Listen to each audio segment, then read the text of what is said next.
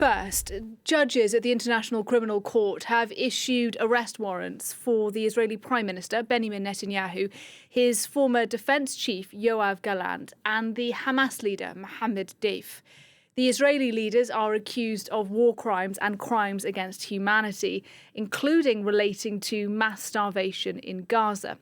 Deif is accused in relation to the October 7th attacks on Israel last year. He is in hiding, and there are unconfirmed reports he was killed by Israel. For Netanyahu and Gallant, though, the warrants put them at risk of arrest if they travel abroad. Looking into this for us is Andrew Hilliar from our International Affairs desk, and he's with me now. Look, Andy, first of all, just talk us through the significance of this. Yeah, Nadia, this is a very significant development indeed. It sends quite a powerful message. So the ICC issuing two decisions today. The first decision, which rejected Israel's challenge to ICC proceedings and jurisdiction over Palestinian territory. And the second decision, the most important here, is the issuing of those arrest warrants. So arrest warrants for Israeli Prime Minister Benjamin Netanyahu, his former defense minister Yoav Gallant, and for Mohammed Deif, a leader of Hamas, believed to be dead. The ICC prosecutor had also sought arrest warrants for Ismail Haniyeh and Yahya Sinwar. Those two men, of course, confirmed dead over the last few months. Let's focus on the Israeli arrest warrants for now. So the ICC says there is reasonable grounds to believe that Netanyahu and Gallant bear criminal responsibility for the war crime of starvation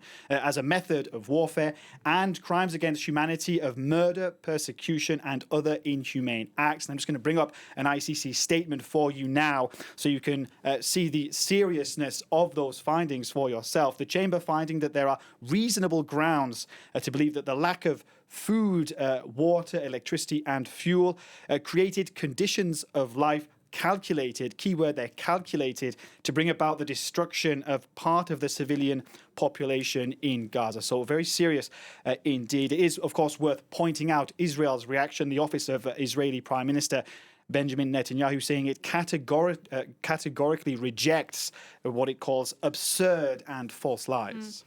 And look, what are the chances, you think, Andrew, that Netanyahu and Gallant will stand trial for these alleged crimes? I think it's fair to say that none of the suspects are likely to face trial any time soon. The ICC simply does not have any enforcement mechanism. It doesn't have a police force, for example. It relies on cooperation from member states. There's no guarantee that member states will cooperate. In theory, it could make it harder for Netanyahu and Gallant to travel abroad because they could risk arrest if they set foot in a state that's a member of the ICC. So there are 124 member states of the ICC. There are several states that signed the Rome Statute. That's what set up the ICC.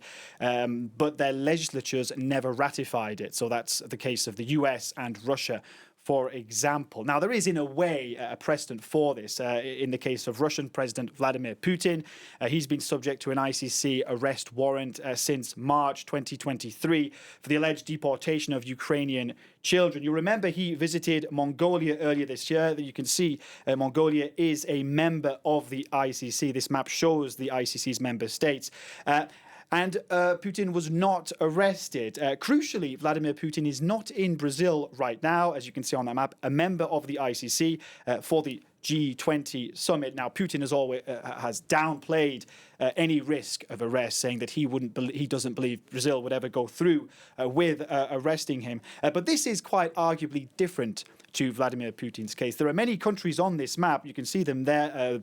Within the EU, for example, the UK, considered very close allies of Israel. Now, member states are supposed to detain suspects who set foot on their soil. But again, the ICC does not have any enforcement mechanism, so there's no guarantee that these arrests will ever be carried out.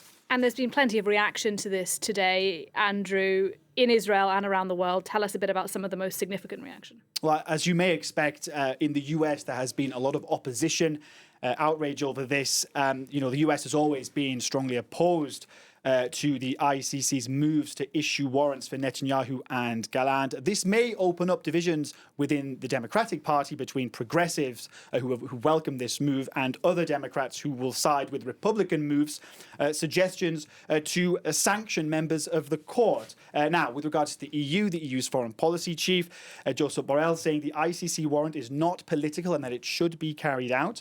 Dutch media cited a foreign ministry official as saying the Netherlands was ready to act on the warrant if necessary. With regards to France, France says its actions will be in line with the court statutes, but it's refused to say whether or not it would carry out the arrest warrants. A foreign ministry spokesperson saying it was a, quote, legally complicated matter.